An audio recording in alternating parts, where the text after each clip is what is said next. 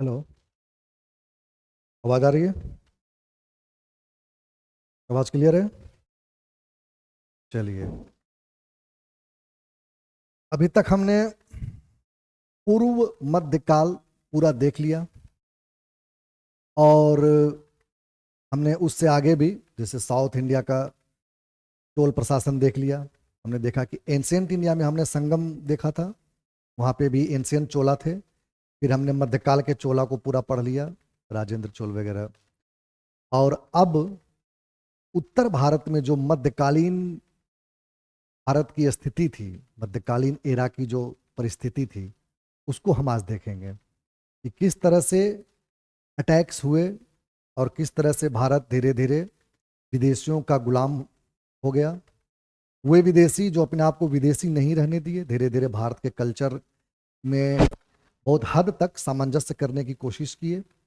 Ancient India में, प्राचीन भारत में हमने देखा था कि उधर से पहले भी अटैक होते रहे थे। शक, हून, कुषाण, ये सब बाहर से ही आए हुए थे और उन्होंने भारत के कल्चर में बहुत अच्छे से अपने आप को ढाला था। सिर्फ कल्चर ही नहीं, उन्होंने यहाँ के धर्म को भी अपनाया था। कुछ हिंदू हो गए, कुछ बौद्ध हो गए, कुछ उन्हें जैन धर्म को भी बहुत अच्छे से अपनाया। लेकिन ये जब भारत आए, मतलब ये जो दूसरा आगमन समझ लीजिए मध्य एशिया का, तो जब दूसरा आगमन मध्य एशिया के अटैकर्स का, आक्रमणकारियों का हुआ, तो उस समय ऑलरेडी वो लोग एक धर्म अपना चुके थे, एक संगठित धर्म अपना चुके थे, इस्लाम।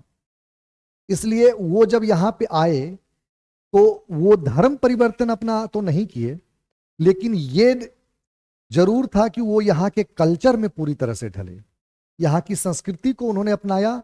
या अगर पूर्णतः नहीं अपनाया तो हम ये देखते हैं, उनके वास्तुकला में भी देखते हैं, उनके आर्ट में देखते हैं, पेंटिंग्स में देखते हैं, और अन्य विधाओं में भी देखते हैं, खान पान में भी देखते हैं, पोशाक में भी देखते हैं कि उन्होंने एक ब्लेंड, एक मिश्रित संस्कृति को जन्म दिया, जिसको गंगा जमुनी तहजीब भी कहते हैं या इंडो इस्लामिक कल्चर भी कहते हैं।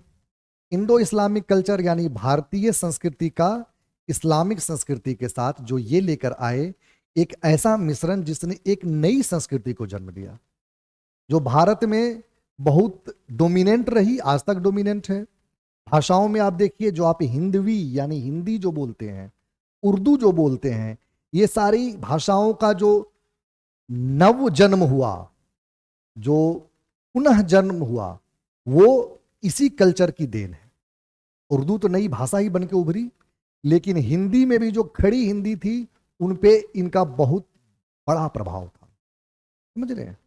तो हम इसको फिर वही बात मैं बताऊंगा कि धार्मिक एंगल से नहीं देखना है, और ना ही हमें इस तरह से देखना है कि ये तो हमको मार रहे हैं, पीट रहे हैं। नहीं, हमें देखना है कि ये राजा थे, ये सुल्तान थे, ये किसी साम्राज्य के अधिकारी थे जो अपने साम्राज्य का या तो विस्तार चाहते थे, या फिर कुछ ऐसे भी थे जो अपने साम्राज्य को छोड़कर यहाँ आए थे और यहाँ पे साम्राज्य जीतकर एक नए साम्राज्य की स्थापना करने की कोशिश में थे। कुछ ने अपने पैर वहां पे जमा के रखे, जैसे कि गोरी हो गया, लेकिन कुछ ने अपने पैर बिल्कुल वहां से उखाड़ दिए और वहां से कोई मतलब नहीं रखा, जैसे बाबर हो गया। बाबर के बाद के जो उनके वंशज थे वो पूर्णतः हिंदुस्तानी ही हो गए, लेकिन गोरी और उससे पहले के जो अटैकर्स थे, जैसे गजनी हो गया, वो वहां में अपने पैर जमाते थे, यहाँ पे आते थे, यहाँ पे अटैक करते थे। अगर वो जीत पाते थे तो यहाँ पे अपना एक मुजालिम, अपना एक गुलाम यहाँ का राजा बना के चले जाते थे, या अगर हार गए तो लूट लाट के चले जाते थे। अगर उन्हें लगता था कि हम यहाँ पे शासन नहीं कर पाएंगे तो जान हाथने की क्या जरूरत है, भाग जाते थे लूट लाट के। और तुर्कों के अटैक का हमने तरीका आपको देखा था कि वो बहुत तेजी से आगे बढ़ते थे, गुरिल्ला युद्ध की तरह लड़ते थे, जीत गए तो स्थापित किए, नहीं जीते तो तेजी से भाग गए। और उन्होंने सिर्फ भारत पे अटैक नहीं किया था, आपने देखा कि उन्होंने अरबों पे भी अटैक किया, अरबों को भी पीछे हटने पर मजबूर किया। तो ये लड़ाई मुख्यतः साम्राज्य की लड़ाई है, हमें इसी तरह से देखना है। ठीक, तो हम सबसे पहले यहां पे स्टार्ट करेंगे मोहम्मद गजनी से, जो गजनी से आया था, अफगानिस्तान के गजनी से आया था, और इसने अपने साम्राज्य का कुछ इस तरह से विस्तार किया था। ये मैप है और ये आपको दर्शाता है कि किस तरह से यहां से चला हुआ गजनी, इस क्षेत्र से देखिए, यहां से गजनी चलता है और अलग अलग दिशाओं में ये अटैक करता है। इसका मुख्य उद्देश्य भारत पे ये अटैक होता है। 1025 में सोमनाथ मंदिर का इसका जो सबसे प्रख्यात, जो सबसे प्रसिद्ध हमला है वो 1025 वाला सोमनाथ का है। ग्वालियर, मथुरा, कन्नौज, पेशावर, कश्मीर, जो कच्छ, ये सारे एरिया को वो अपने आक्रांता हमलों से दहशत में डालता है, लूटता है और यहां से चला जाता है। समझ रहे हैं, यही इसका तरीका था। तो मोहम्मद गजनी की कुछ जो है ये अटैक करने का कारण सबसे प्रथम क्या था? कारण था कि गुर्जर प्रतिहार राजवंश जो है वो अपने डाउनफॉल पर है।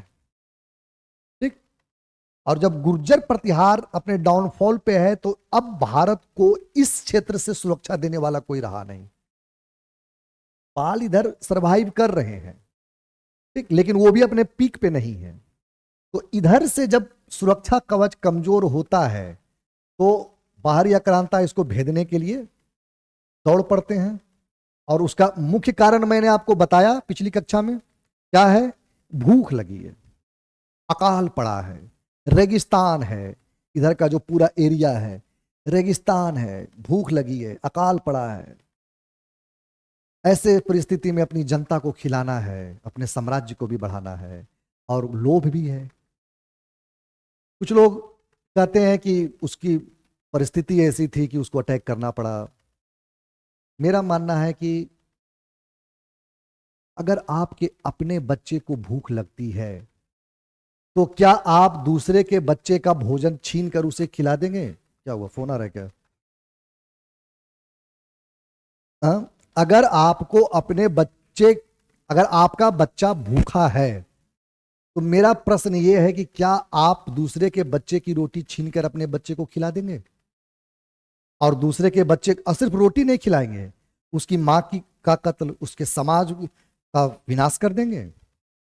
ये जो गजनी जैसे लोग हैं ये भारत पे सिर्फ अटैक करके और सोना चांदी लूट के नहीं ले जाते हैं, यहां पे एक बहुत बड़ा कत्लेआम मचाते हैं।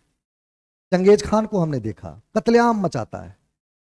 अगर सिर्फ और सिर्फ आप भूखे प्रदेश से आ रहे हैं, अकाल वाले क्षेत्र से आ रहे हैं, खाने को नहीं है, आप आए और धन लूट के चले गए, तब भी कुछ हद तक चीजें चलती है। हालांकि क्षमा करने योग्य नहीं है क्योंकि आपको लुटेरा ही कहा जाएगा, लेकिन कुछ हद तक चीजें चलती है। भारत में गांव के गांव लोग छोड़ देते थे और जंगलों में शरण ले लेते थे इनके डर से, लेकिन उसके बाद भी ये जहां भी, सिर्फ शहर नहीं लूटते थे, शहर में कत्लेआम मचा देते थे। क्या ये न्याय संगत है?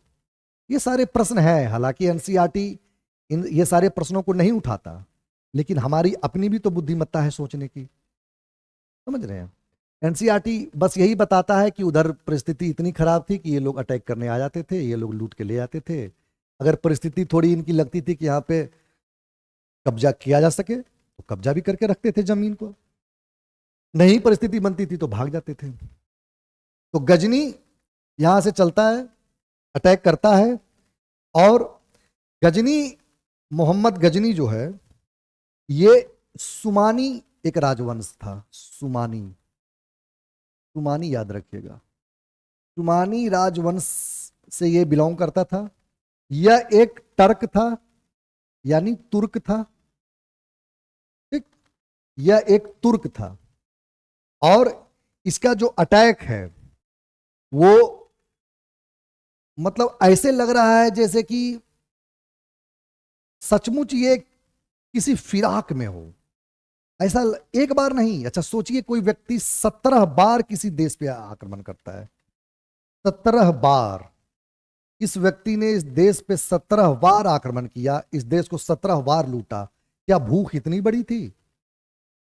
और 17 बार यह बहुत बुरी तरह से इस देश को लूटा। 1025 में सोमनाथ की लड़ाई, तो सोमनाथ का खजाना तो आपको याद ही होगा।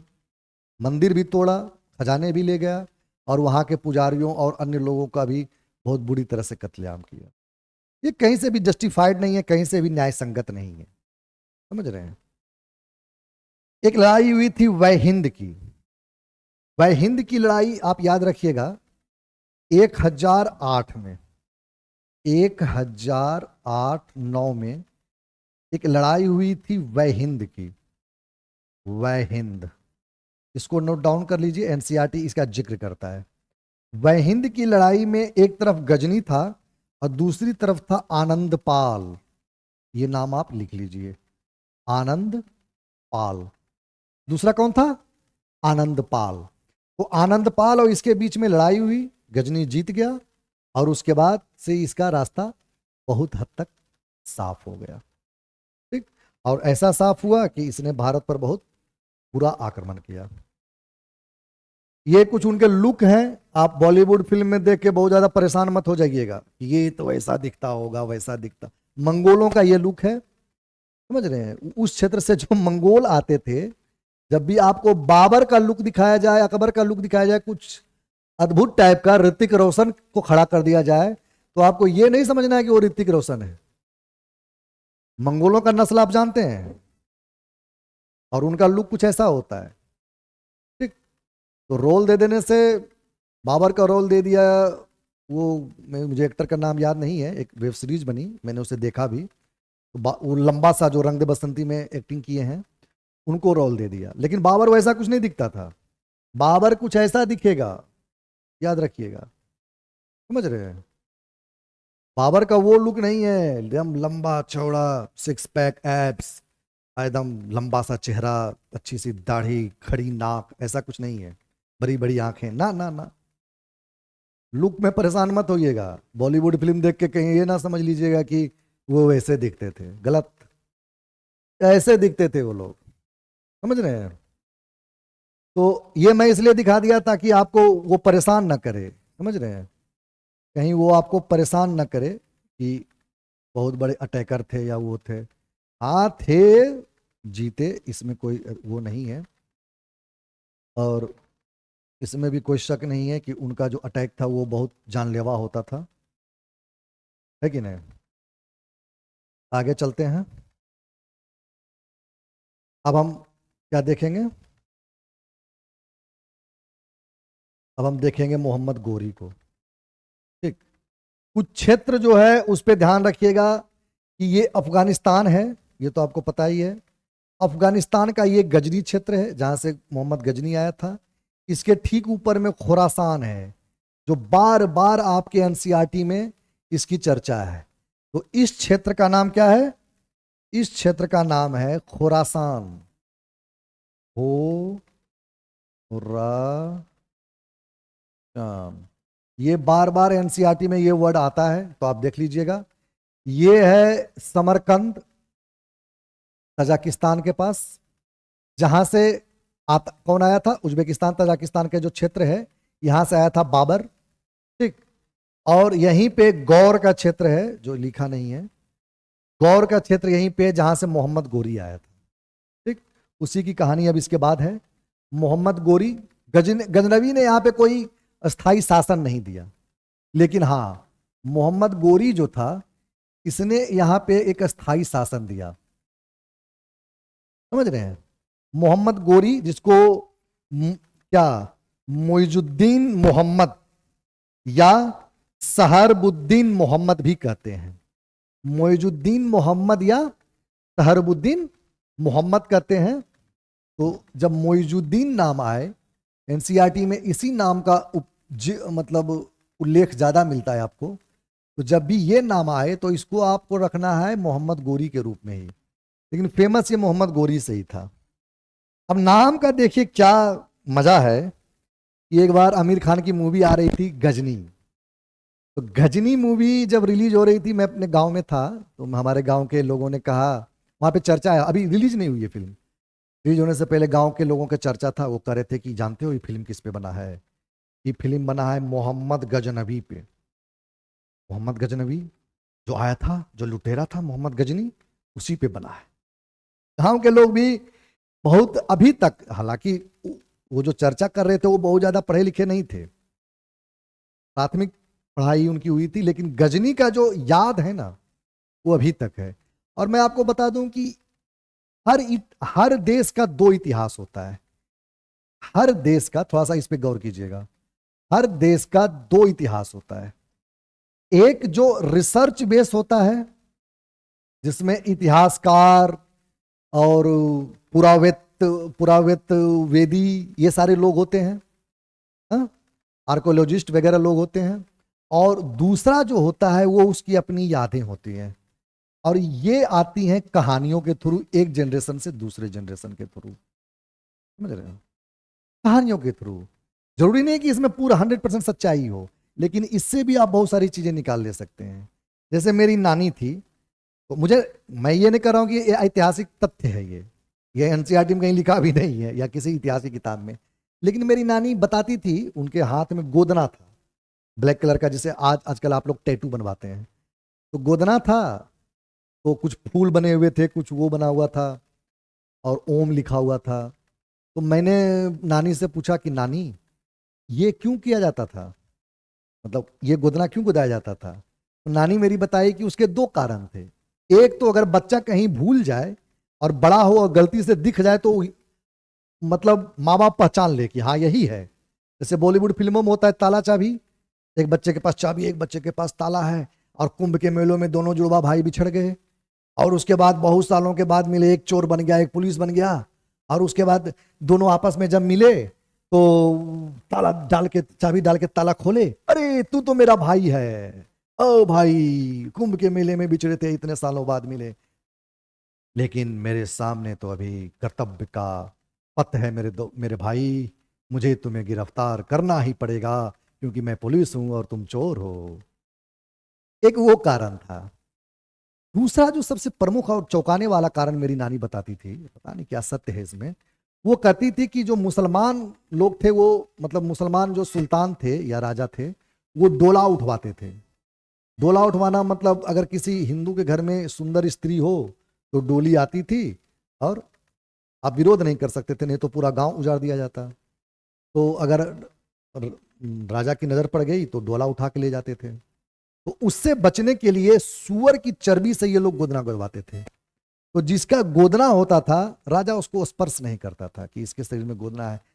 अब मैं ये नहीं कह रहा हूं कि इसका शॉर्ट्स बना के वायरल कर देना, इसमें कहीं कोई फैक्ट मैं नहीं बता रहा हूं आपको, लेकिन ये एक कहानी है। बहुत सारी कहानियां हैं, जैसे मेरी नानी की एक कहानी याद है मुझे, वो कहती थी कि महात्मा गांधी दो गो थे। महात्मा गांधी पहले अवतार थे, अवतार, और बहुत सारा भेष बना लेते थे। तो जब अंग्रेज महात्मा गांधी को जेल में बंद कर देते थे, तो महात्मा गांधी जेल में भी होते थे और बाहर में आंदोलन भी कर रहे होते थे, और अंग्रेज देख के चौंक जाते थे।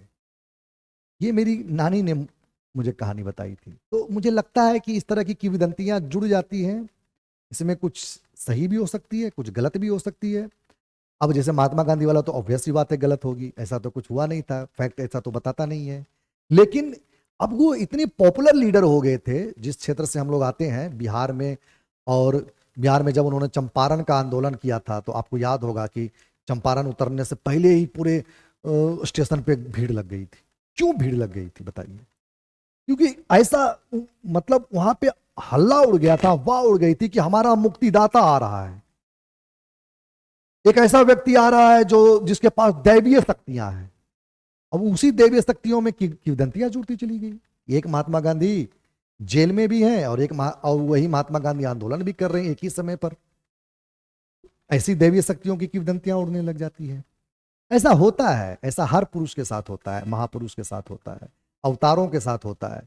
इसलिए अवतारों के जो जो कहानियां हैं, आप जितनी भी अवतार की कहानियां पढ़ें, या जो प्रवर्तक आए, जो पैगंबर आए, जो मैसेंजर आए, उनके साथ बहुत सारी कहानियां बाद में जुड़ी हैं। ऐसा नहीं कि उनके समय में वो हुई थी, बहुत सारी दैविक और अद्भुत कहानियां बाद में जुड़ी हैं। समझ रहे हैं कि वो मान लिया कि वो थे मैसेंजर थे या वो हमारे संत थे, तो वो संत के पास इतनी शक्ति थी कि जिसको देख लेते तो वो भस्म हो जाता था।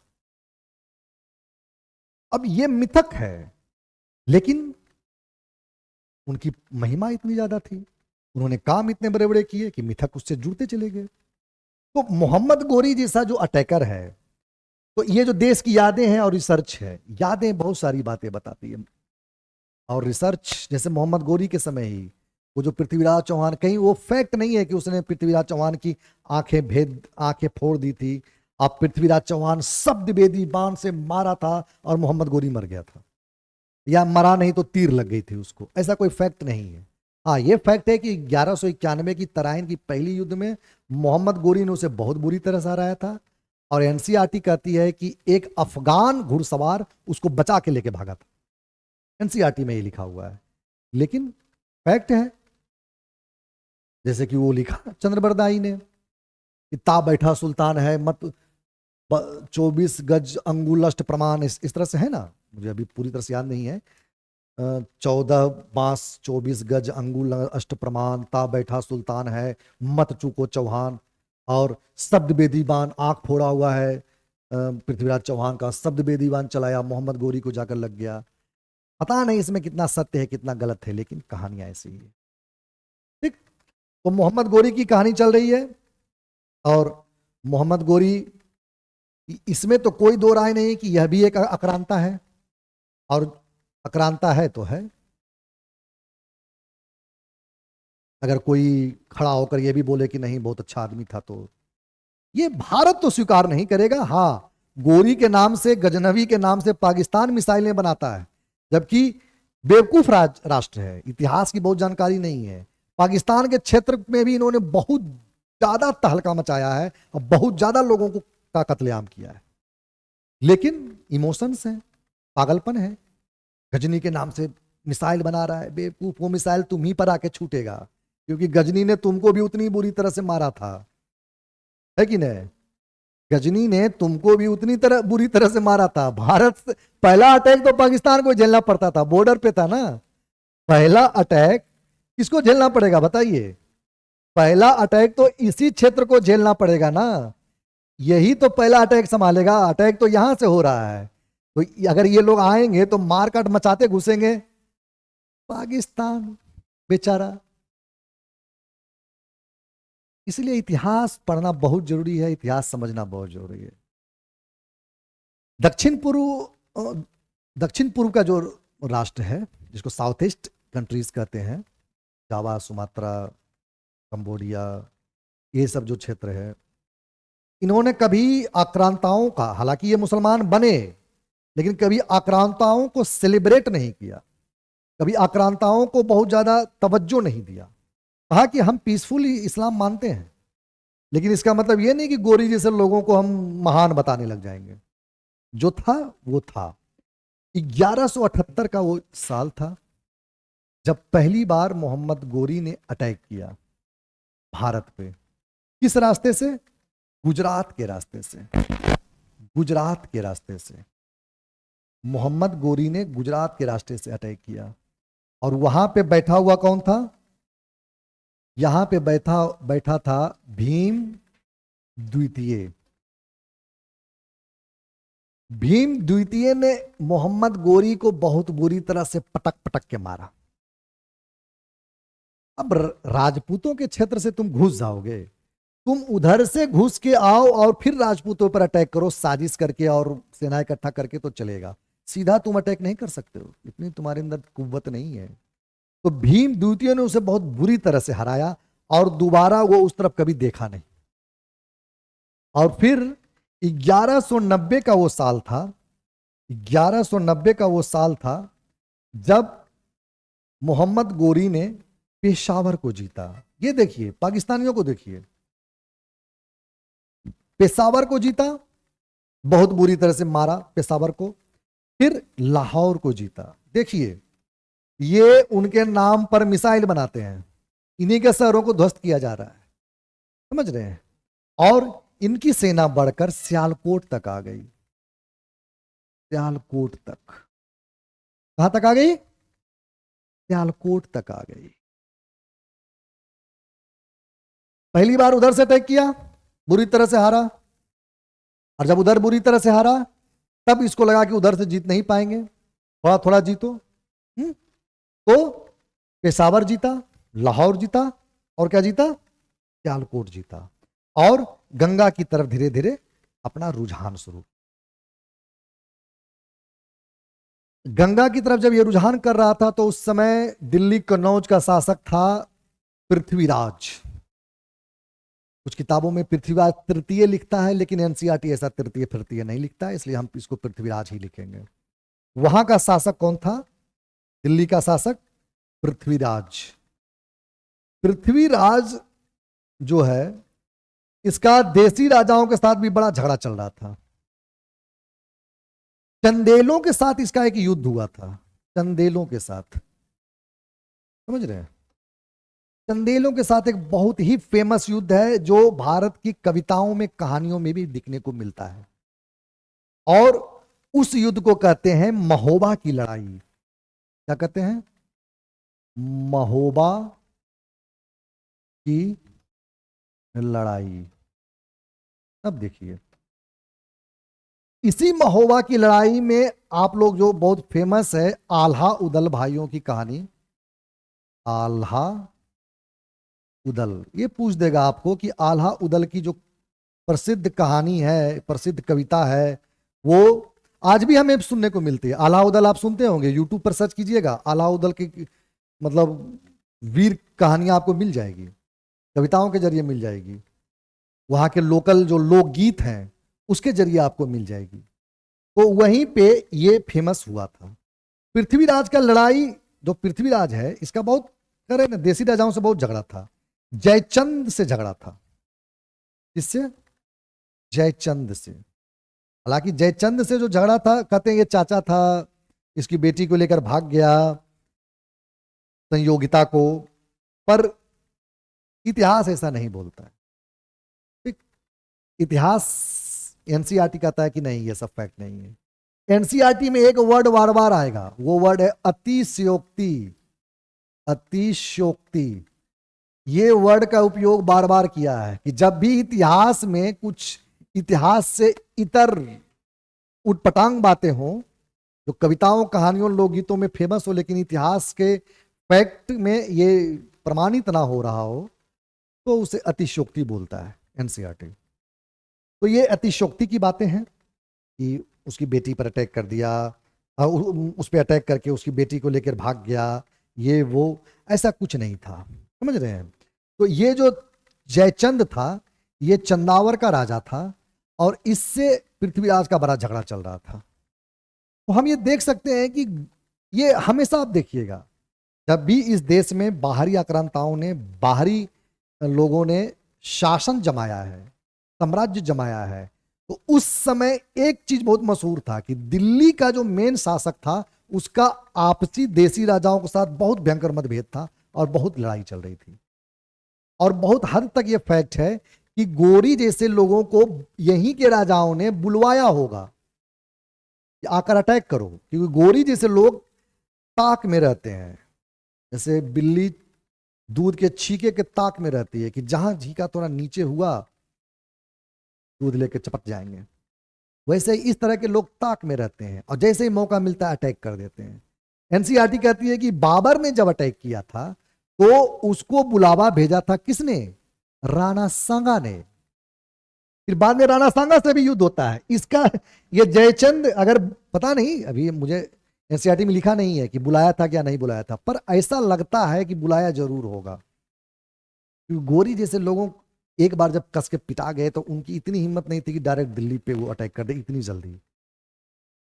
तो निश्चित ही ऐसी कोई ढील, ऐसा कोई, या खुद ना बुलाया हो तो गोरी को, ये गोरी के गुप्तचर या अन्य सोर्स से ये पता चला हो कि इसके जो राज्य में कुछ मतभेद हैं, या तो दरबारियों के मतभेद हैं या पड़ोसी राज्यों से मतभेद हैं, और ऐसा है कि अगर हम अटैक करेंगे तो सिर्फ हमको दिल्ली के शासक से लड़ना पड़ेगा। बाबर ने अटैक किया तो सिर्फ और सिर्फ इब्राहिम लोदी से लड़ना पड़ा, और छोटे छोटे जो उसके साथ सहयोगी थे, लेकिन कोई भारत का बड़ा राज्य उसको सहयोग नहीं दिया था। लेकिन बाद में जिस राणा सांगा ने उन्हें बुलाया था, उस राणा सांगा और उनके वंशजों को लगातार मुगलों से लड़ना पड़ा। समझ रहे हैं आप? जयचंद जो चुपचाप बैठा था बाहरी अटैकर्स के लिए, अकेले पृथ्वीराज चौहान लड़ रहा था। बाद में चंदावर के युद्ध में इसको भी बहुत बुरी तरह से मारा गोरी ने। समझ रहे हैं? तो ये सारी बातें हैं। तो देश को कुछ नहीं बिगाड़ा दुश्मनों की तलवारों ने, देश को बर्बाद किया बस देश के गद्दारों ने। समझ रहे हैं? तो पहला आक्रमण तो, पहला छुरा तो आसपास के ही लोग मारता है। शत्रुओं से उतना भय नहीं है जितना कपटी मित्रों से है, इसलिए कपटी मित्रों से सावधान रहिए। शत्रुओं का उतना भय नहीं होता है जीवन में। समझ रहे हैं आप लोग? शत्रु तो सामने से लड़ता है, और अगर सामने से लड़ने वाला शत्रु हो तो मजा ही आ जाता है। जीवन संघर्ष है। अर्जुन भाग्यशाली था, उसे पता था कि कौन किसके खेमे में है, इसलिए लड़ना आसान था उसके लिए। स्पष्टता ज्यादा थी उस समय में, भी स्पष्टता कम है लोगों में, मन में कुछ और रहेगा। सामने से अभी आप जाइए गांव, आप यहां प्रिपरेशन कर रहे हैं, आपके सामने में क्या कर रहे हो सर? बीपीएससी की, एक तो आप ही झेप के बोलेंगे बीपीएससी की तैयारी कर रहे हैं, यूपीएससी की तैयारी कर रहे हैं। अच्छा आईएएस की तैयारी कर रहे हो? अच्छा अच्छा, बहुत अच्छे बेटे, चलो लगे रहो, होगा। जैसे ही आप गुजरे आईएएस की तैयारी कर रहे हैं, बाप कर्मचारी बन के घूमता रहा, बाप किसानी मजदूरी करता रहा, ये आईएएस बनेंगे। इस तरह के लोगों से बचना है। समझ रहे हैं? इस तरह के लोगों के सामने अपनी जो महत्वाकांक्षा है, अपना जो लक्ष्य है, अपने जो राज हैं, वो खोलना नहीं है।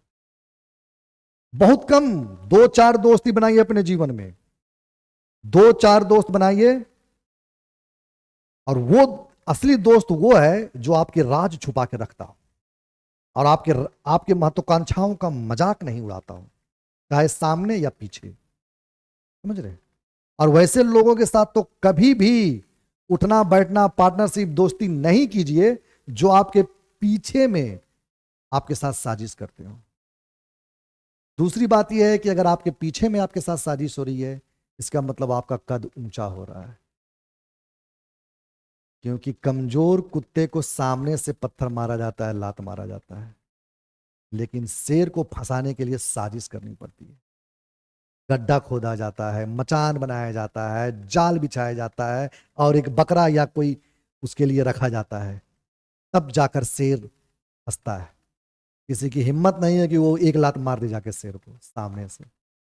इसका मतलब है कि आपका कद बढ़ रहा है, इसलिए लोग आपके पीछे में शिकायत कर रहे हैं, पीछे में साजिश कर रहे हैं। लेकिन इसका यह भी मतलब है कि जिस दिन आप कमजोर पड़ के आएंगे, उस दिन वो सामने से बोलेंगे। जिस दिन आप इंटरव्यू देने के लिए तैयार होते हैं, या शर्ट पैंट पहने, टाई पहने, इंटरव्यू देने जा रहे हैं, कॉल पे कॉल आ रहा है, भाई क्रैक कर देना है भाई, इस बार हो जाएगा तुम्हारा। इंटरव्यू नहीं होता है, अटेम्प्ट खत्म होते हैं, आप गांव आते हैं, वही लोग आपका मजाक उड़ाते हैं, आप मजाक के पात्र बन जाते हैं। लेकिन आप साहस नहीं खोते हैं। आईएएस नहीं हुआ तो क्या हुआ, पीसीएस निकालेंगे।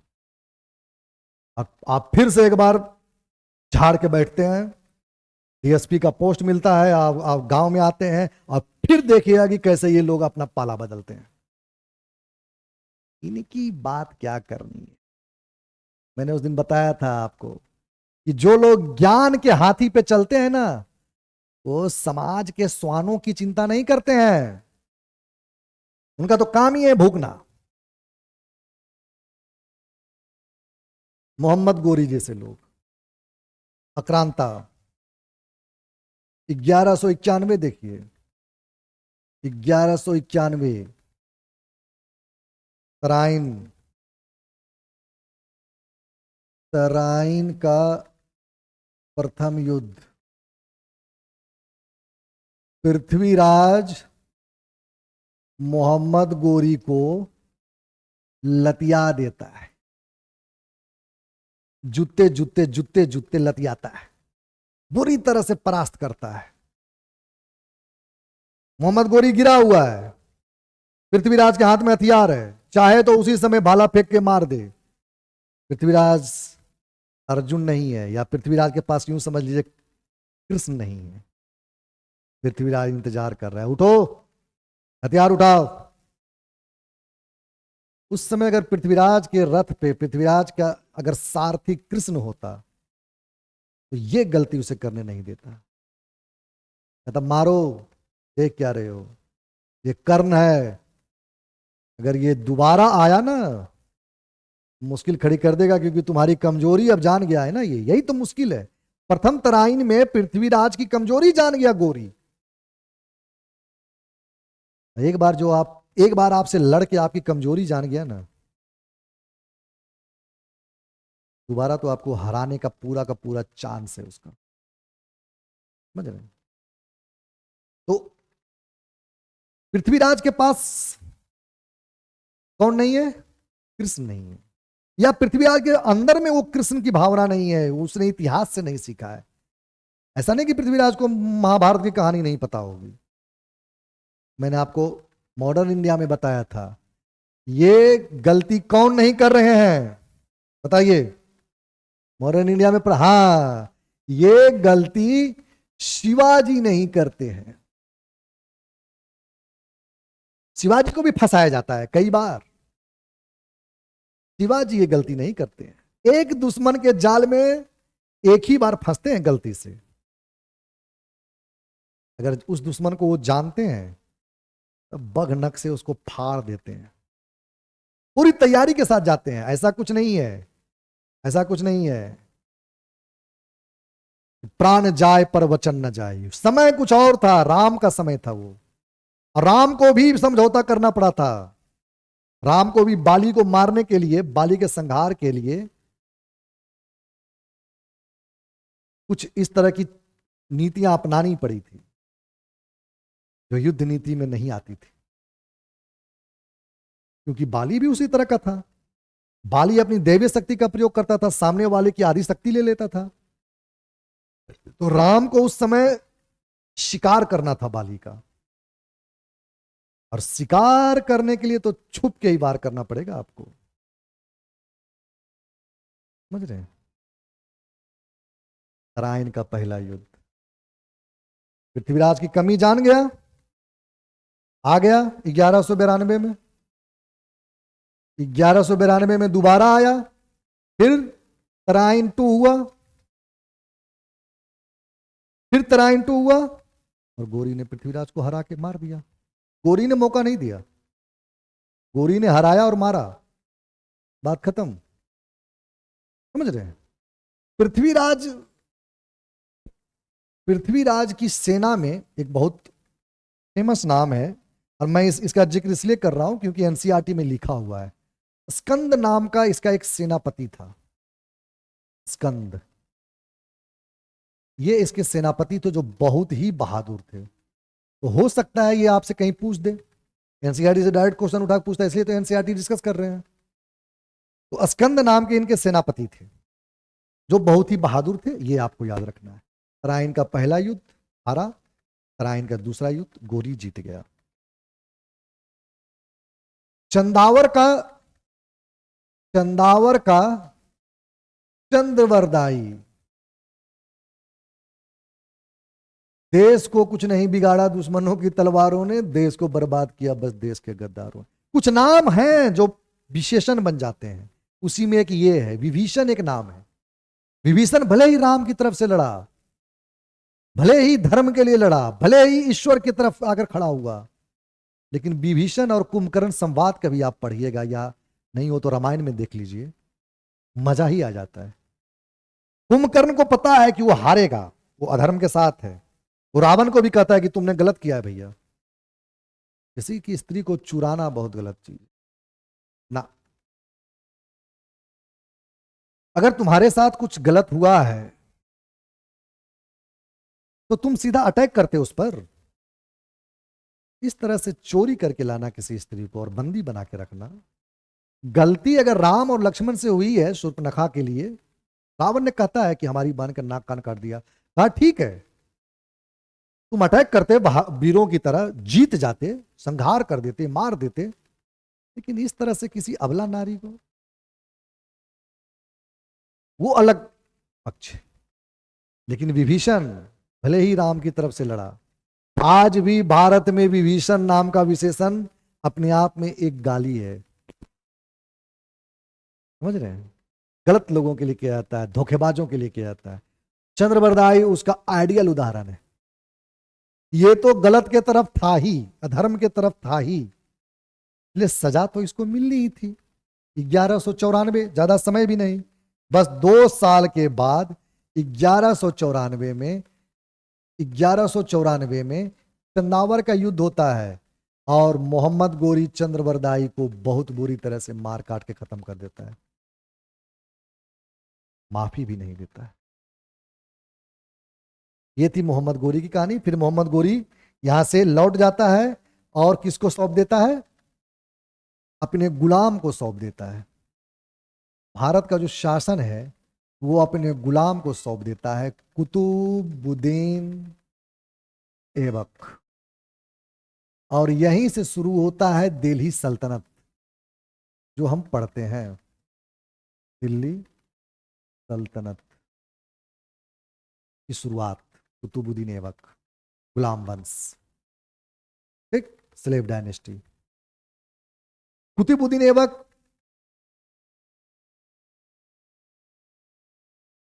मोहम्मद गोरी की हार को जीत में बदलता है। जो भुजीम द्वितीय ने हराया था मोहम्मद गोरी को, उसको कुतुबुद्दीन ऐबक हराता है। और इसलिए भी हराता है क्योंकि वो अब दिल्ली पर है, लाहौर पे शासन कर रहा है, दिल्ली पे शासन कर रहा है। तो निश्चित ही है कि अब उसके पास सामर्थ्य ज्यादा है, शक्तियां ज्यादा है, सेना ज्यादा है, रिसोर्स ज्यादा है, और देसी राजवाड़ों का क्या है, देसी राजवाड़ों की मदद है उनको, तो हराना आसान हो जाता है। समझ रहे हैं? इसलिए कुतुबुद्दीन ऐबक चंदेलों को हराता है, खुजराहों को जीतता है, और अपना एक बख्तियार खिलजी, अपना एक कमांडर जो है उसको पूरब भेजता है, जिसका नाम है बख्तियार खिलजी। इसी का एक कमांडर है, कौन? बख्तियार खिलजी, जो फेमस है किसके लिए? बख्तियार खिलजी जो फेमस है किस चीज के लिए बताइए? हाँ, नालंदा विश्वविद्यालय को जलाने के लिए। और इसके बारे में पूरी कहानी मैंने बिहार के इतिहास में, बिहार के मिडावल हिस्ट्री में पूरी कहानी पढ़ाई है, उसे आप देख लीजिए जाकर, आपको समझ में आ जाएगा। ठीक, तो यहां पे उसका बहुत ज्यादा वर्णन नहीं करेंगे।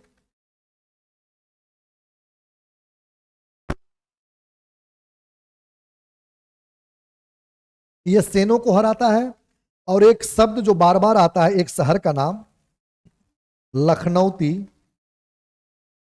वो बंगाल रियासत में सेन की राजधानी थी।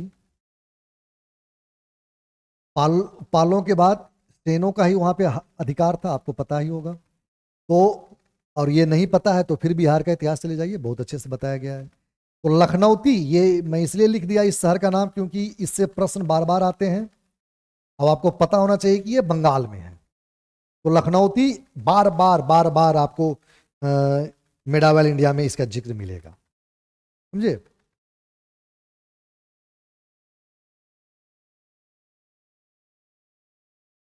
और जिस तरह से दिल्ली सल्तनत कुतुबुद्दीन ऐबक को सौंपा मोहम्मद गोरी ने, उसी तरह से एक और गुलाम है यलदूज, पता नहीं आपसे पूछ ही दे, ये भारत के इतिहास में तो फेमस नहीं है, लेकिन यलदूज नाम के गुलाम को कहाँ का, गजनी और भारत के बाहर का जो साम्राज्य है, अफगानिस्तान का जो साम्राज्य है, उसे सौंप दिया गया। ठीक, और कुछ है?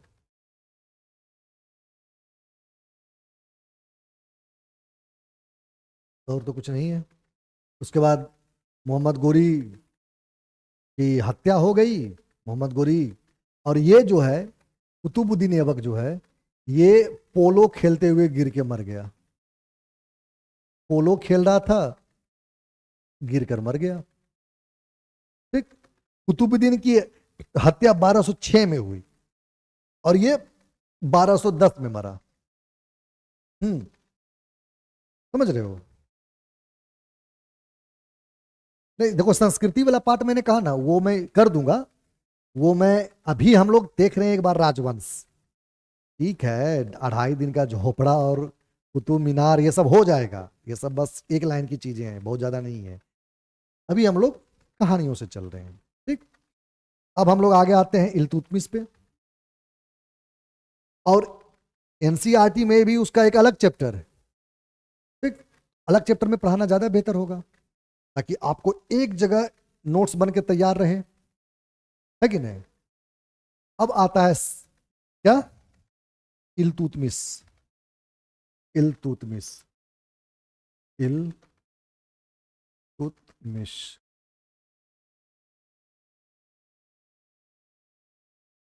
इल्तुतमिश कौन है? ऐबक का दामाद है। ऐबक का दामाद है। यहां से राजवंश चलेगा, डायनेस्टी चलेगी। उसका बेटा, उसका दामाद, उसका बेटा, उसका दामाद, ज्यादातर ये चलेगा। और कोई कमजोर पड़ेगा तो उसको अपदस्थ करके उसका कोई अमीर या कोई। जब मैं वर्ड अमीर बोलूं तो रिच नहीं समझना है। यहां पे अमीर का मतलब हुआ दरबारी। समझ रहे हो? तो जब भी मैं बोलूं अमीर तो क्या समझना है? दरबारी। और मैंने आपको बताया था कि गोरी गजनी ये सब अटैक क्यों करते हैं, बताइए। इनके अटैक करने का मेन मकसद होता है यहाँ के रिसोर्स को लूटना। बहुत अच्छे, एकदम क्लियर सेट रखना है। हाँ, कुछ शासन भी करने लग गए, जैसी परिस्थिति देखी उस हिसाब से काम किए। अब इसके पास जो है, कुतुबुद्दीन ऐबक तो बहुत ज्यादा अस्थाई शासन नहीं दे पाया। विद्रोह होते रहे और कुतुबुद्दीन ऐबक ने विद्रोहों को नहीं दबाया, दबा पाने में बहुत सक्षम नहीं हो पाया। तो इसके सामने कई विद्रोह हैं। इसमें कुछ राज्य अपने आप को स्वतंत्र घोषित भी कर रहे हैं। बंगाल, बिहार, राजपूत, मुल्तान, ये सब अपने आप को स्वतंत्र घोषित कर रहे हैं। इसकी चुनौतियां हैं, इसकी चुनौतियां हैं। विद्रोह, स्वतंत्र हो गए राज्य। इसमें कौन कौन है? बंगाल, बंगाल बोलूं तो बंगाल बिहार एक साथ लेके चलना है। राजपूत, राजपूत, मुल्तान, ये सब अपने आप को, और भी छोटे छोटे राज्य अपने आप को तुरंत तुरंत स्वतंत्र घोषित करने लगे। समझ रहे हो? लेकिन ये तुर्क शासन को स्थायित्व देने वाला पहला शासक। अगर आपसे कोई पूछे कि भारत में तुर्क शासन को स्थायित्व किसने दिया, टर्किश डायनेस्टी को किसने इंडिया में स्टेबल बनाया, तो वो इल्तुतमिश है। इसने दिया स्थायित्व। क्या दिया? स्थायित्व, इल्तुतमिश ने। इसने ख्वारिज्म साम्राज्य को जो मंगोलों ने उखाड़ फेंका था, उससे भारत की सुरक्षा, मंगोलों से भारत की सुरक्षा की। इसकी कहानी हमने चंगेज खान में देखी थी कि कैसे ख्वारिज्म का जो ख्वारिज्म का राजकुमार जो था, युवराज जो था, उसका नाम क्या था? जलालुद्दीन। तो जलालुद्दीन भागता हुआ आया कहाँ? भारत की तरफ। जब वो चंगेज खान उसका पीछा किया और आके इल्तुतमिश से कहा कि हमको क्या दीजिए? शरण दीजिए। इल्तुतमिश ने उसको शरण देने से मना कर दिया। और शरण, और उसी समय उसका पीछा करते हुए चंगेज खान रावी नदी के किनारे तक आया। और एनसीईआरटी कहती है कि 3 महीने तक रावी नदी के किनारे वो डंडा गाड़ के बैठा रहा। इसलिए इल्तुतमिश ने ख्वारिज्म के युवराज को शरण नहीं दी, शरण नहीं दी। और इससे क्या हुआ? भारत को मंगोलों से सुरक्षा मिली। समझ रहे हो? इसने मेवाड़ के राजा को भी हराया। इसने, इल्तुतमिश ने मेवाड़ के राजा को हराया, मेवाड़ के राजा को हराया और राजस्थान में अपना वर्चस्व कायम किया, राजपूतों में अपना वर्चस्व कायम किया। उस समय मेवाड़ का राजा जो था वो बहुत फेमस था। ठीक। इल्तुतमिश के चार बच्चे, चार बेटे थे, लेकिन आदमी इंटेलेक्चुअल था और ये जानता था कि नालायक बेटे को गद्दी देने से अच्छा है कि एक लायक बेटी को गद्दी दे दिया जाए। उस समय इस व्यक्ति ने अपनी बेटी को सुल्तान बनाया और ये एक चमत्कार है। आज भी किसी बाप में इतनी हिम्मत नहीं है कि वो अपने नालायक बेटे को घर से बाहर कर दे या कहे कि तुम घर में रहो, खाओ पियो, लेकिन हमारा जो भी है कट्ठा बीघा जो भी है, जितना भी हमारा जमा किया हुआ है, उस पे अधिकार मेरी लायक बेटी का होगा। ये वो भी डायरेक्ट बेटी का होगा, दामाद को नहीं बनाया गया, अपनी बेटी को बनाया सुल्तान। उसका नाम था रजिया सुल्तान। ठीक। रजिया सुल्तान जो कि भारत की एकमात्र महारानी बनी, दिल्ली की एकमात्र महारानी बनी। कौन? रजिया सुल्तान। देखिए बहुत सारे उदाहरण हैं जिसमें औरतों, जिसमें बच्चे जब ज्यादा छोटे थे, युवराज छोटे थे और राजा मर गया, तो युवराज को यूं तो घोषित कर दिया गया राजा, लेकिन वो अपनी मां के कस्टडी में ही शासन किया और अपरोक्ष रूप से रानियों ने ही शासन किया। लेकिन उसके बावजूद भी कोई रानी गद्दी पे नहीं बैठी डायरेक्ट, मैं ही महारानी रहूंगी। साउथ इंडिया में ये प्रचलन था, साउथ इंडिया में उदाहरण मिल जाते हैं, नॉर्थ में उदाहरण नहीं मिलता है। एक आध एक्सेप्शन कहीं से निकाल के लाना इतिहास की किताब से, मैं भी जानूं, है कि नहीं। लेकिन रजिया सुल्तान, वो भी मुस्लिम साम्राज्य, समझ रहे हो, उसमें इल्तुतमिश जैसा राजा रजिया सुल्तान को बनाया। रजिया सुल्तान बहुत ज्यादा दिनों तक शासन नहीं कर पाई, मात्र 3 साल तक शासन की, लेकिन एक बहुत मजबूत नेतृत्व करता थी और ये खुद ही अब घोड़े पर चढ़ के जाती थी युद्ध करने के लिए, समझ रहे हो। युद्ध की परिस्थिति कभी किसी मूवीज में देखना, हालांकि बहुत अच्छे से नहीं दिखाता है, कोई भी मूवी हो उतना तो नहीं दिखा पाएगा, लेकिन युद्ध की परिस्थिति बहुत खराब हुआ करती थी, युद्ध का मैदान बहुत ही बर्बर हुआ करता था, समझ रहे हो। और वैसी परिस्थिति में एक राजकुमारी का घोड़े पर सवार होकर तलवार लेकर लड़ना, ये सब क्रांतियां हैं, समझ रहे हो। ये सब क्रांति, तुम क्या युद्ध कर रहे हो, घर में बैठ के एनसीईआरटी पढ़ रहे हो, एग्जाम सुरक्षित माहौल में एग्जाम देते हो, आराम से आते हो, रिजल्ट हुआ तो हुआ, नहीं हुआ तो फिर दूसरा एग्जाम। उस समय जीवन मरण का खेल होता था। राजा या सुल्तान या बादशाह बनना इतना आसान नहीं होता था। हर समय साजिश के घेरे में तुम रहोगे, हर समय, हर समय तलवार लटकी रहेगी, कभी भी कोई भी आके मार सकता है और गद्दी छीन सकता है। ऐसी परिस्थिति में रजिया सुल्तान बनती है 3 साल के लिए, समझे। और उस समय एक चालीसा था, चालीसा, चालीसा का मतलब होता था तुर्कों का, तुर्कों के सरदार का संगठन, और इसका बहुत महत्वपूर्ण योगदान होता था सुल्तान बनाए रखने में, और दरबार में इसका बहुत दबदबा था। इनके मर्जी के बिना कोई सुल्तान बना रह पाना उसके लिए मुश्किल हो जाता था। इस चालीसा के साजिशों को रजिया सुल्तान ने फेल किया, समझ रहे हो। दरबार में भी साजिश है, बाहर से भी अटैक, बाहर से अटैक हुआ, बहुत जगह विद्रोह हुआ, सरहिंद का विद्रोह हुआ। ठीक, सरहिंद का विद्रोह इसी के समय हुआ था, सरहिंद का विद्रोह,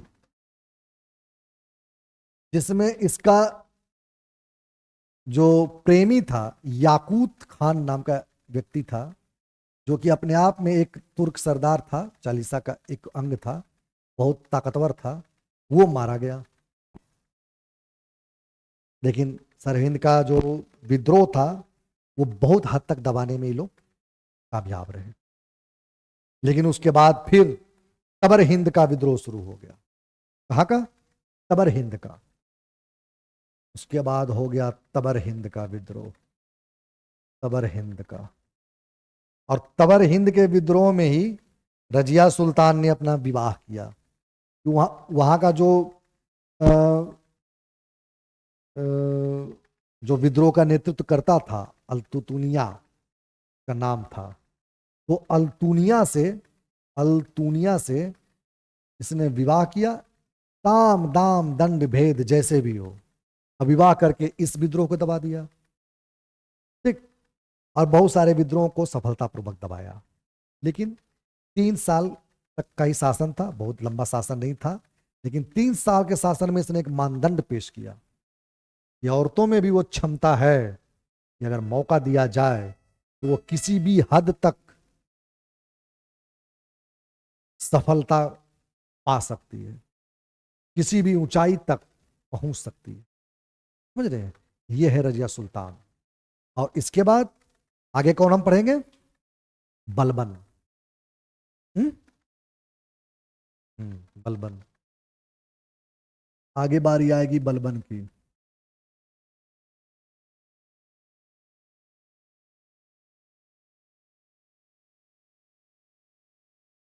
अब बलबन उन्हीं 40 में से एक था, और बहुत ही कट्टर, निरंकुश और जातिवादी, धर्मांध, कुलीनवादी, इस टाइप का व्यक्ति था। समझ रहे हो?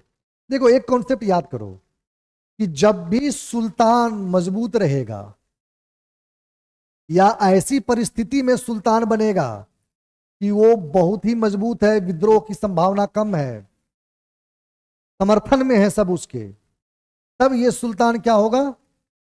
तब ये सुल्तान सेकुलर होगा, धर्मनिरपेक्ष होगा। समझे? तब ये सुल्तान धर्मनिरपेक्ष होगा। कब? जब मजबूत होगा। इस कॉन्सेप्ट को याद रखना।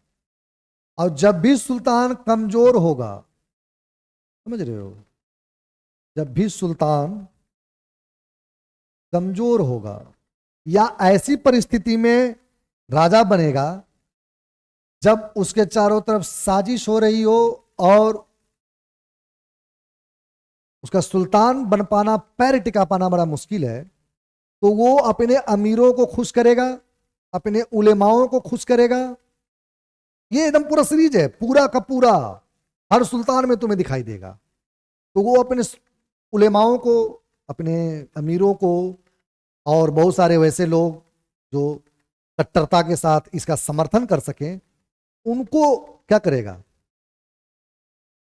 खुश करने की कोशिश करेगा, अपीज करेगा, और तब वो कट्टर हो जाएगा, धर्मांध हो जाएगा, निरंकुश हो जाएगा। उस तरह का, जो उस तरह की परिस्थितियों वाला सुल्तान। इसलिए तुम्हें दिखेगा कि अकबर और औरंगजेब को ले लो, अकबर और औरंगजेब की परिस्थिति को ले लो। अकबर और औरंगजेब। अकबर जब पानीपत जीतता है तो उस समय उसका साथ देने वाला हर कोई है, कोई उसका विरोधी नहीं है। समझ रहे हो? हाँ, पड़ोसी मुल्क से हमला हो ये अलग बात है, मैं पड़ोसी मुल्क की हमला की बात नहीं कर रहा हूं। अकबर जब पानीपत जीतता है तब ये बहुत ही मजबूत परिस्थिति में होता है, और यही कारण है कि ये लगातार जीत हासिल करता है और लगभग पूरे भारत को जीत लेता है। ये सेकुलर है, के पास सामर्थ्य है, शक्ति है। औरंगजेब को अंदर में ही साजिश का सामना करना पड़ रहा है, इसे अपने भाई को ही हराना है। समझ रहे हो? और इसे, और ये दिल्ली पे कब शासन कर पाएगा, कैसे शासन कर पाएगा? जरा इस परिस्थिति को समझो। ये दिल्ली पे शासन तभी कर पाएगा जब ये कट्टर लोगों को अपीच करेगा, जब ये अधिक से अधिक समर्थन हासिल कर पाएगा। क्योंकि समर्थन तो शाहजहां हो चाहे जो भी हो, वो सब औरंगजेब के विरोधी ही थे। शाहजहां नहीं चाहता था कि ये बने, इसने शाहजहां को भी बंदी बनाया। और इसलिए ऐसी परिस्थिति में ये कट्टर लोगों का समर्थक हो गया और ये खुद भी कट्टर हो गया। बात समझ रहे हो? लेकिन इसका एक और भी नुकसान होता है कि जो लोग कट्टर होंगे, जो भी सुल्तान कट्टर होगा, उस सुल्तान के बाद फिर वो शासन देर तक चल नहीं पाएगा। पूरा इतिहास उठा लो तुम, अगर सुल्तान या राजा कट्टर हुआ, धर्मांध हुआ, निरंकुश हुआ, तो ठीक है, वो साम्राज्य अपना फैला ले, ठीक है, वो एक मजबूत साम्राज्य खड़ा कर ले, उस समय तत्काल तत्काल के लिए वो जीत जाए बहुत हद तक, लेकिन आने वाली नस्ल को बर्बाद करके जाएगा, साम्राज्य उसी समय धराशायी हो जाएगा। इस बात को नोट डाउन कर लो, इस कॉन्सेप्ट को याद रख लो, समझ रहे हो?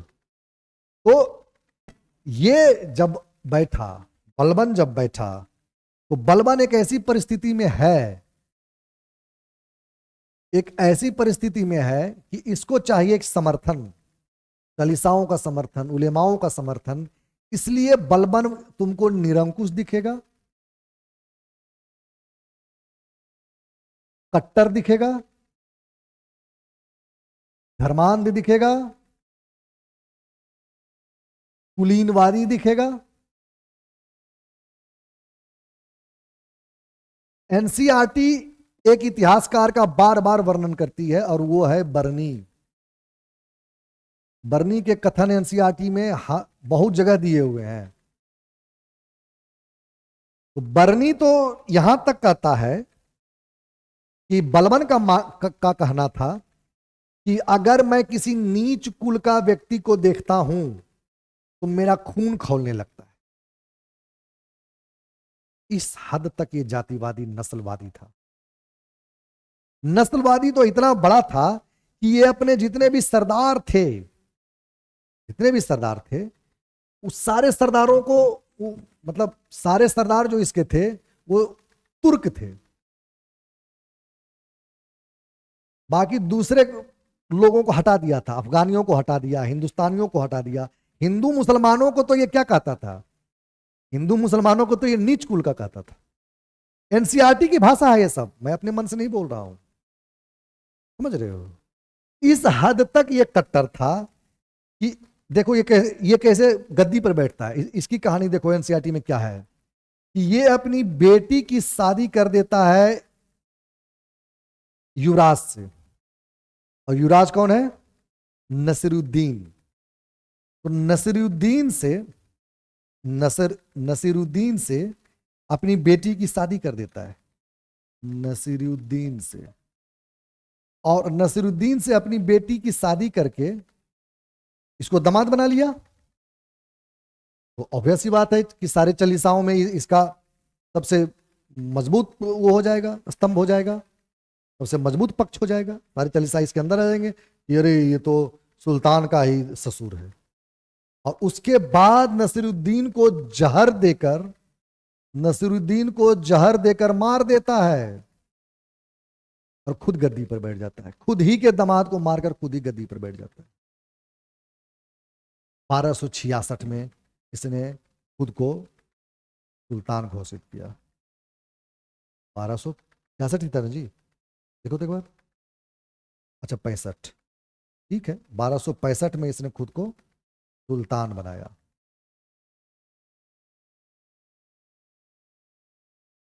इस तरह का व्यक्ति था ये सारे पद तुर्कों को ही देता था, बहुत ही हिंसक था। बलबन ने और क्या क्या किया जो एग्जाम में बहुत ज्यादा पूछे जाते हैं, उसका जिक्र कर लेते हैं। कि अगर बलबन की बात की जाए तो बलबन ने लाया था क्या?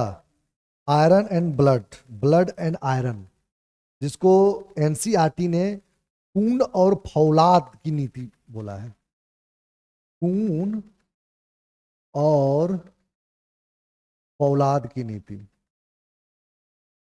इसको ऐसे भी लिख सकते हो कि रक्त और क्या? लौह की नीति। इंग्लिश में ब्लड एंड आयरन पॉलिसी। कौन लाया था? बलबन लाया था। कट्टर था। इसकी नीति थी कि कोई दुश्मन मिले तलवार से काट दो, सीधी बात है। कुछ वैसा नहीं, एकदम बिल्कुल हिंसक नीति है ये, समझ रहे हो। और इसी ने लाया, एक तो खून और फौलाद हो गया, इसी ने लाया सजदा, सदा नहीं सजदा, क्या, सजदा और पैबोस, सजदा और पैबोस की नीति, सजदा और पैबोस की नीति। सजदा और पैबोस क्या है?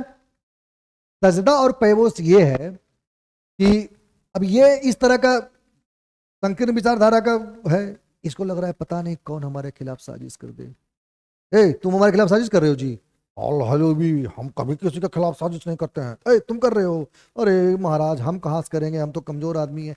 हर किसी को शक की नजर से देखता रहता था।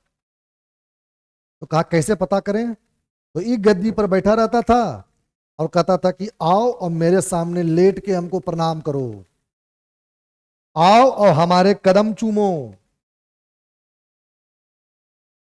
इसी को कहते हैं सजदा और पैबोस। पैबोस मतलब कदम चूमो। और मजे की बात यह है कि ये जो नीति है ये बिल्कुल ही गैर इस्लामिक है। इस्लाम में स्पष्ट संदेश है, कुरान शरीफ का स्पष्ट संदेश है कि अगर आपको किसी के आगे झुकना है, सजदा करना है, तो केवल और केवल अल्लाह के आगे और किसी के आगे नहीं। यहां तक कि मोहम्मद पैगंबर साहब ने यह तक कहा कि मेरे सामने भी झुकने की जरूरत नहीं है। मैसेंजर और सुल्तान में यही फर्क होता है। सुल्तान चाहता है कि पूरी दुनिया उसके सामने झुके। और मजे की बात यह है कि धर्मांध लोग और कट्टर लोग सुल्तानों के पीछे चलते हैं, धार्मिक लोग अपने मैसेंजर के पीछे चलते हैं। अब बताओ कोई सूफी संत अगर इसके दरबार में आएगा तो इसका सजदा कर देगा और पैबोस कर लेगा, और जो कर लेगा क्या वो सूफी संत हुआ? संत अगर झुक गया तो संत का है का? ईश्वर को छोड़ के किसी के आगे झुक ही गए तो फिर तुम संत किस बात के रह गए? यानी तुम मृत्यु से डरते हो, और मृत्यु से डर गए तो फिर तुम भक्त नहीं हो, तुम संत नहीं हो। सजदा और पैबोस की नीति इसने लाई। ठीक।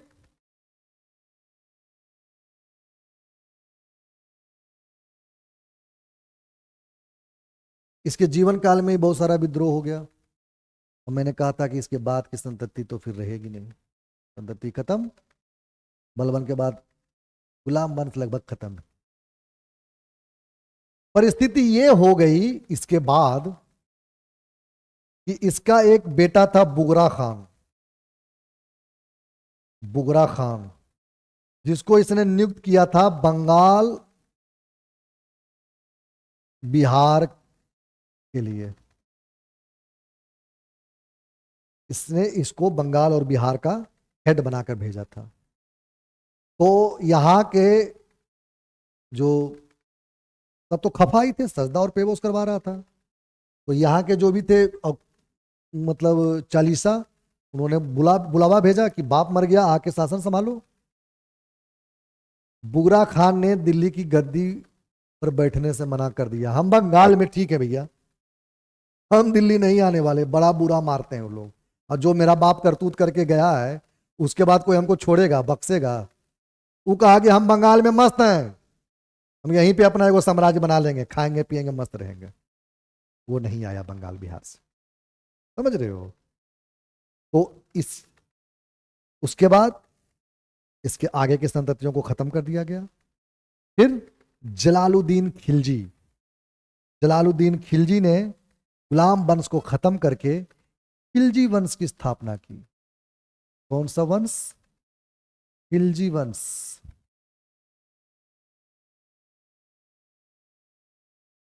संस्थापक जलालुद्दीन खिलजी,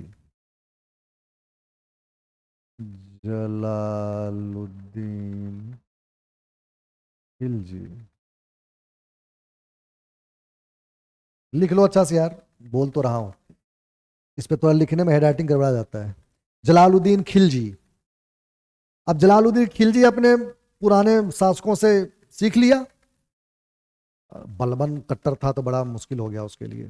जलालुद्दीन खिलजी एक नरम दिल राजा बना, धर्मनिरपेक्ष राजा बना, और तो एक गैर तुर्क ही, ये तुर्क नहीं थे, ये भी याद रखना। पहली बार कोई गैर तुर्क शासक बना, खिलजी थे ये तुर्क नहीं थे। तो जलालुद्दीन खिलजी था तो तुर्क नहीं था। तो इसने एक चीज पकड़ लिया, इसने कहा कि देखो, ये जो देश है ये हिंदू बहुल देश है। अगर इस पे तुम्हें स्थायी शासन करना है, अपने वंश को आगे बढ़ा के शासन करना है, तो यहां सारे संप्रदाय को लेकर चलना पड़ेगा। यहां पे कट्टर मुसलमान बन के शासन नहीं किया जा सकता, संभव ही नहीं है, इतिहास गवाह है। कुछ दिन कर लोगे, इसमें कोई शक नहीं है, लेकिन एक स्थायी राजवंश नहीं दे पाओगे। जलालुद्दीन खिलजी का यह मानना था। जलालुद्दीन खिलजी का जो दामाद था अलाउद्दीन खिलजी, ये कट्टर नहीं था, ये तो आप याद रखिए, ये ज्यादा कट्टर नहीं था। तो जलालुद्दीन खिलजी की इन सब बातों से उलेमा उलेमा सब उखड़ गए। और चूंकि गैर तुर्क था तो तुर्क चलीसा भी उखड़ गए कि अरे यार, ये तो भाईचारे की बात कर रहा है, हटाओ इसको। समझ रहे हो, ये तो भाईचारे की बात कर रहा है, इसको हटाओ। तो एक इसके बाद रणबीर कपूर, याद करो। हम्म, याद है कि याद करा दूं? रणबीर सिंह ने था जी, रणवीर सिंह खिलजी। खिलजी भी लिख दो तो आ जाएगा, रणवीर सिंह खिलजी। ठीक। हाँ, उसके बाद ये आया। कौन सा फोटो अच्छा लग रहा है बताओ, यही डाल दूं ना? पूरा पोशाक में है। हाँ, उसके बाद ये आया, अलाउद्दीन खिलजी। इसको देखो ध्यान से। उसमें जो पद्मिनी की कहानी बताई जाती है उसको भी एनसीईआरटी अतिशयोक्ति ही कहता है। उसको भी एनसीईआरटी अतिशयोक्ति ही बोलता है कि ऐसा कोई पद्मिनी और ये सब की बातें नहीं थी। इतिहासकार उसको फैक्ट नहीं बोलते हैं। अलाउद्दीन खिलजी बहुत ही कट्टर, निरंकुश, हिंसक व्यक्ति। अलाउद्दीन खिलजी ने, एनसीईआरटी बोलती है कि इस व्यक्ति ने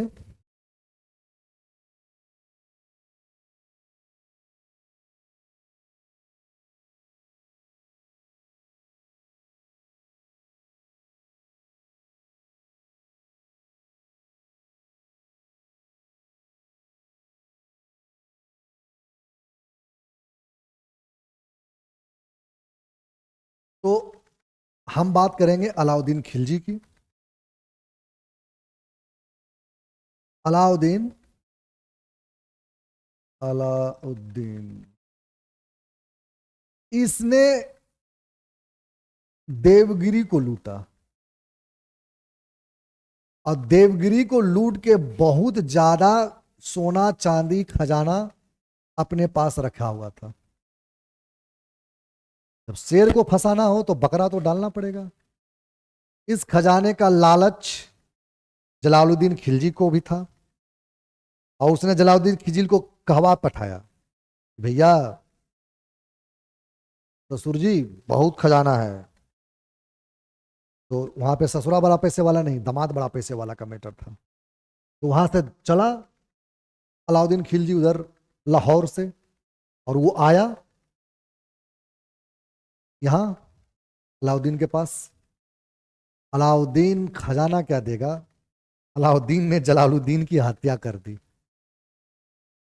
और जलालुद्दीन की हत्या करके सुल्तान बन गया। इसलिए कभी सोने चांदी के लोभ में कोई बुलाए तो जाना मत, याद रखना। पैसे का खेल बहुत खराब होता है, भाई भाई का दुश्मन हो जाता है। ससुर दामाद बाप बेटा कुछ नहीं, पैसे के लोभ में फंसना नहीं कहीं। कितना आराम से वो सुल्तान बना बैठा था, लोभ में आया, खजाने के लोभ में पिटा गया। उसके बाद ये बन गया, अलाउद्दीन खिलजी बन गया। अलाउद्दीन खिलजी नेतृत्व करता अच्छा था, में कोई शक नहीं। अलाउद्दीन खिलजी नेतृत्व अच्छा करता था, और इसी नेतृत्व के बल पर इसने बहुत सारे साम्राज्य जीते, बहुत सारा, लगभग साउथ इंडिया तक ये पहुंच गया, समझ रहे हो। इधर राजस्थान लगभग पूरा जीत लिया, समझ रहे हो। मालवा, गुजरात, राजस्थान, मदुरई तक, दक्कन के मदुरई तक ये जीतता गया, जैसलमेर को जीता। ठीक। उसके बाद खंभात पे आक्रमण किया, और खंभात में ही इसको मिला, खंभात में जब ये अटैक किया था तब इसको मिला मलिक काफूर, जो इसका बहुत खास बन गया। किस तरह का खास, ये फिल्म में ठीक से दिखाया नहीं है, लेकिन नवाबी शौक तो ये लोग रखते ही थे, तो बहुत खास बन गया, समझ रहे हो। और उसके बाद अलाउद्दीन ने रणथंभौर के हमीर देव और चित्तौड़ शासक रतन सेन को भी हराया। रतन सेन पर ही वो कहानी है पद्मिनी वाली, रतन सेन पर ही। जो अगर आपसे कोई पूछे कि रतन सेन राजा कहाँ का था, तो ये चित्तौड़ का था, चित्तौड़ का राजा था। एनसीईआरटी कहती है कि पद्मिनी की सुंदरता के कारण अटैक वटैक वाला मैटर नहीं है। अटैक का असली कारण यह था कि चित्तौड़ जो है वो गुजरात के रास्ते में पड़ता था, और रतन सिंह ने एक बार जब ये गुजरात पे अटैक कर रहा था अलाउद्दीन, जहां खंभात की तरफ, तो ये रतन सिंह ने उसे जाने से रोक दिया था उस रास्ते से। तो ये समझ गया था कि चित्तौड़ को जीतेंगे तो गुजरात की तरफ का रास्ता हमको आसानी से मिल जाएगा, इसलिए इसने चित्तौड़ पे अटैक किया था। ऐसा कौन? एनसीईआरटी कहता है। ये जो मलिक काफूर है, इसने, अलाउद्दीन ने मलिक काफूर के थ्रू मदुरै पे अटैक करवाया था, मदुरै पे, और यहां तक कि मद्रास तक इसकी सेना पहुंच गई थी, समझ रहे हैं। तो ये बहुत बड़ा अटैकर था। इसने, ये तो सब इसकी जीतने की बात हुई। अब बात करते हैं कि इसने और क्या क्या नीतियां अपनाई, नीतियों की थोड़ा बात कर लें।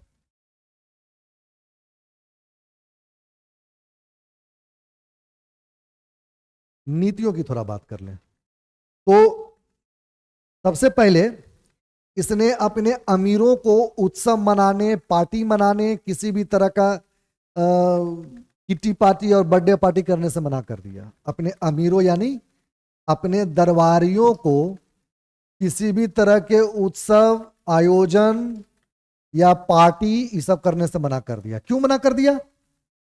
इसको शक था कि अगर, मैंने कहा ना, इस तरह के राजा, बलबन को भी आपने देखा, इस तरह के राजा बहुत घृणित और बहुत डरे हुए रहते हैं। बाहर से तो ये अटैकर लगते हैं, मालवा तक जीत गए, ये जीत गए, सब बुलंद हैं, अंदर का डर इनका खत्म नहीं होता। और यही जो डर है, आप जैसे कि समाज में उदाहरण लीजिए, समाज में जो लोग गलत काम करके पैसा कमाएंगे ना, दिखने में तो वो अपने आप को दिखाएंगे कि बाप रे बाप, इतना पैसा, लाखों लाख, यहां जमीन खरीद लिया, वहां मकान बना लिया, यहां ये कर दिया, वहां वो कर दिया, लेकिन अंदर से बहुत वो डरे होते हैं। गलत काम करोगे तो कभी ना कभी कानून के शिकंजे में पड़ोगे, हमेशा तुम्हारा ही राज नहीं रहेगा। और जिस दिन तुम्हारा राज गया, उस दिन तुम लतिया दिए जाओगे। तो ये भी अंदर से बहुत डरा हुआ व्यक्ति है। इस तरह के लोग अंदर से, रावण को देखो, रावण की हिम्मत नहीं हो रही है सीता को छूने की। कारण क्या है? सीता जैसी अबला को उठा कर ले गया, लेकिन उसके बाद छुआ नहीं। कुछ लोग कहते हैं रावण बहुत ज्ञानी था, बहुत, ये ज्ञानी व्यक्ति किसी को, किसी की स्त्री चुरा कर ले जाएगा? लेकिन वो अंदर से डरा हुआ है। वो जानता है कि सीता की पवित्रता को स्पर्श कर लेना, उनकी मर्जी के खिलाफ किसी भी स्त्री की पवित्रता को स्पर्श कर लेना, एक ऐसा समय आएगा जब विनाश हो जाएगा। सिर्फ चुराने पर तो इतना विनाश हुआ, कम से कम विभीषण तो बचा, लेकिन गलत करोगे अंदर से भय रहेगा, सही काम करोगे गरीब भी रहोगे कोई भय नहीं। मैं आपको बार बार कहता हूं कि राम की कुटिया में रहना बहुत ज्यादा बेहतर है इससे कि रावण के राजमहल में अय्यासी करने से। परिस्थिति अगर ईश्वर तुम्हें दे गरीबी तो उसे झेल लेना, गलत रास्ता मत अपनाना, कभी न कभी विनाश के कागार में फंसोगे, तुम नहीं तो तुम्हारी संतति। हाँ, अगर तुम्हें मोह ममता नहीं है अपने बाल बच्चों से, अपने खानदान से, अपने परिवार से, कोई रेस्पेक्ट का कोई उम्मीद नहीं, कुछ कोई दिक्कत नहीं है, तब ठीक। रास्ते चलते कोई तुम्हारे पापा को गाली दे दिया बिना मतलब के, अगर वो सही है और किसी ने गाली दिया है तो सजा उसको मिलेगी। लेकिन अगर अगर गलत काम तुम किए हो और तुम्हारे पापा से बोल दिया कि तुम्हारा बेटा तो डकैत है, वो क्या तुम हमसे बात करोगे? बताओ, अगर तुम्हारे पिताजी एक अच्छे इंसान है तो उन पे क्या गुजरे। यही बात है, अलाउद्दीन को हमेशा अमीरों से डर है, उसे हमेशा इस बात का भय है कि ये अगर एक साथ जुटेंगे तो साजिश करेंगे, और साजिश करेंगे तो क्या होगा, हम फंसेंगे, हमको कभी भी उखाड़ के फेंक दिया जा सकता है, कहीं तुम साजिश तो नहीं कर रहे हो जी। इसी डर से इसने ये सब आयोजन फायोजन सब बंद करवाया, इसी डर से इसने गुप्तचर व्यवस्था को मजबूत किया। किसने किसने मजबूत किया? इसी डर से इसने गुप्तचर व्यवस्था यानी जासूसी को, गुप्तचर व्यवस्था को मजबूत किया। उस समय के गुप्तचरों को कहा जाता था, जासूसों को कहा जाता था बरीद, ये सब याद रखना। तो इसने गुप्तचर व्यवस्था को मजबूत किया। इनके गुप्तचर यही यही सब खोजबीन करते रहते थे, साजिश साजिश, महाराज सुल्तान के खिलाफ साजिश। अरे तुम मजबूत हो, तुम्हारे खिलाफ कोई क्यों साजिश करे। इसने 3 प्रकार के बाजार की व्यवस्था बनाई जो बहुत महत्वपूर्ण है, जो बार बार पढ़ा जाता है। इसने 3 प्रकार के बाजारों की व्यवस्था की। एक बाजार था किस चीज का? खाद्य का, जो हम लोग खाते पीते हैं। तो एक खाद्यान्न का, खाद्यान्न का, ये हम क्या पढ़ रहे हैं, लिख लेना यहां पे लिख लेना क्या, इसकी बाजार व्यवस्था।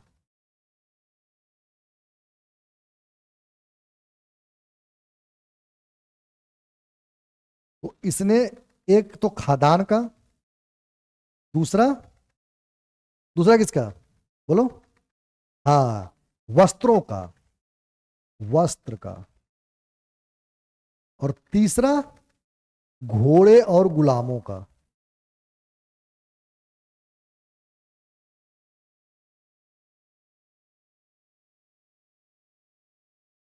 इसने खाद्य वस्तुओं के मूल्य नियंत्रण पे बहुत काम किया। इसने कोशिश की कि मूल्य बहुत ज्यादा नहीं बढ़े। क्यों मूल्य नियंत्रण? क्यों? एनसीईआरटी कहती है कि जब आपको एक बड़ी सेना रखनी होती है तो आपको उसको खिलाना पड़ेगा, और आप तभी खिलाइएगा जब खाद्यान्न का मूल्य सही नियंत्रित हो।